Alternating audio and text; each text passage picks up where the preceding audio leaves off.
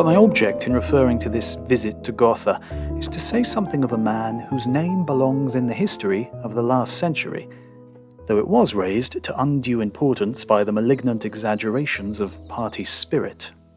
During the heat of the First Revolution in France, two works appeared, one in England by Professor Robinson of Edinburgh, and another, the more voluminous, in France by the Abbé Burel, with the common object of showing that the revolution and all the horrors consequent on it were the effect of a conspiracy deliberately planned and carried out on the continent of Europe by an order of infidels, who, by means of secret societies, planned to destroy all thrones, overturn all altars, and completely upset the established order of things. The society to which this scheme was ascribed had the name the Illuminati. They were supposed to have ramifications everywhere. The Kantian philosophy was one of the instruments. Indeed, more or less every union of men and every variety of thought opposed to monarchy and popery had about it the suspicion of illumination. And of this tremendous evil, the founder and archdeacon was Adam Weishaupt. When I found out that this notorious man was leading a secluded life in Gotha, I determined to call on him.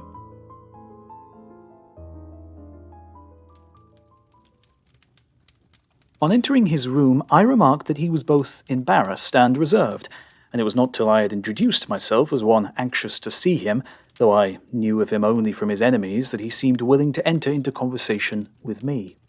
On my taking leave, he even invited me to repeat my visit, and I went to him 3 times. He told me frankly that I was let into his house through the stupidity of a servant girl. He said he held in abhorrence all travellers who made impertinent calls, and especially Englishmen. He would not gratify the curiosity of such men.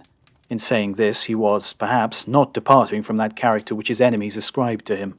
Indeed, as is usual in such instances, the statements made concerning him are founded in truth. The falsehood lies in the exaggeration of some parts of his history and in the omission of others. Weishaupt would not deny that he was brought up among the Jesuits, or that in his opposition to them he availed himself of the resources which he acquired through his connection with them. And he did form a secret order at a time when, especially in the south of Germany, an open expression of free opinions would have endangered liberty, and perhaps life. That the end was good, according to his first intention, and that there were, at times, perhaps a mixture of goodness in his motives, may reasonably be conceded. Many eminent men attached themselves to the order. It had always been said that Maximilian, the first king of Bavaria, was favourable to it, nor does the history of his reign contradict the report. The church, the courtiers, and the aristocracy were, however, too powerful for the conspirators. The society was broken up, a fierce persecution arose, and Weishaupt was happy in making his escape and obtaining the protection of the learned Duke of Saxe-Gotha and the Duchess. When I saw him, he was about 56 years of age, and his appearance was in no respect prepossessing. His features were coarse, his voice harsh, and his manners abrupt and awkward. But his conversation made a strong impression in my mind. He showed no great anxiety to vindicate himself against the prevailing opinion respecting him, or to dwell on those sentiments which would be most likely to gain popular favour. On the contrary, he uttered things which it requires boldness and indifference to evil report to express. Among his sayings, one was delivered with peculiar emphasis. One of my tests of character is what a man says about principle. A weak man is always talking of acting on principle. An able man does always the right thing at the right moment, and therein he shows himself to be able. He even went so far as to say that there are times when it is foolish to be just. He took a desponding view of human life and seemed to think human society unimprovable. No wonder. He had himself failed as a reformer and therefore thought that no one else could succeed. He said, "There is but one schoolmaster whose teaching is always effectual: necessity.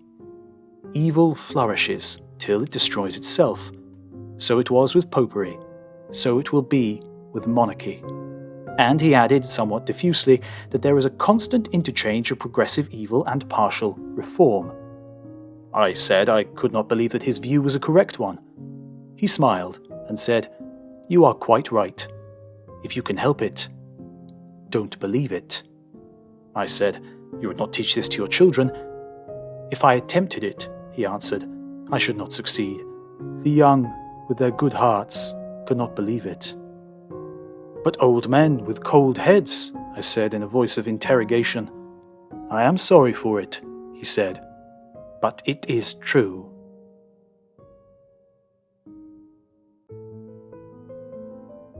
The practical writings of Weishaupt are of value, the speculative were never esteemed. He wrote against the Kantian philosophy, but his works were not read. His Pythagoras, as he said, contains all the statistics of the secret societies, but the vast extension of education since Weishaupt's time has rendered this less important than it was even then. He is said to have been an admirer of Bonaparte. This is natural with his peculiar habit of thought. For the French character, he professed great contempt, and for the English, high admiration. To poetry and the fine arts, he was indifferent.